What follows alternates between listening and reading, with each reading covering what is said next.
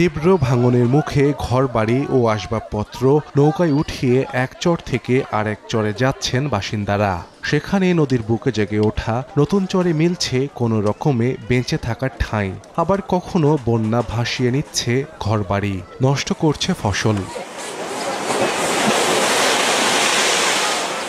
কুড়িগ্রামে ব্রহ্মপুত্র, ধরলা, তিস্তা, দুধকুমার ও গঙ্গাধরের ভাঙনে প্রতি বছর বসতভিটা বদলাতে বাধ্য হচ্ছে ২,০০০-এর বেশি পরিবার। ভুক্তভোগীদের অভিযোগ, বৃষ্টি না হলেও অসময়ে ভারত থেকে নেমে আসে পাহাড়ি ঢল। সে ঢল মোকাবিলায় সরকারি ব্যবস্থা না থাকায় সৃষ্টি হয় দুরবস্থা। এক চরে বসতি গড়লে কয়েক বছরের মধ্যে আবারও যেতে হয় অন্য চরে। একই কারণে ভোগান্তিতে নদী তীরের অন্তত ৫ লাখ মানুষ।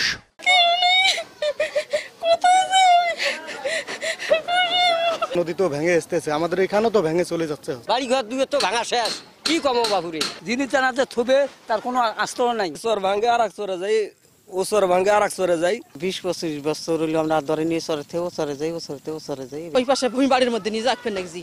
হ্যাঁ, মানুষের জায়গার মধ্যে যাকবেন নাকি?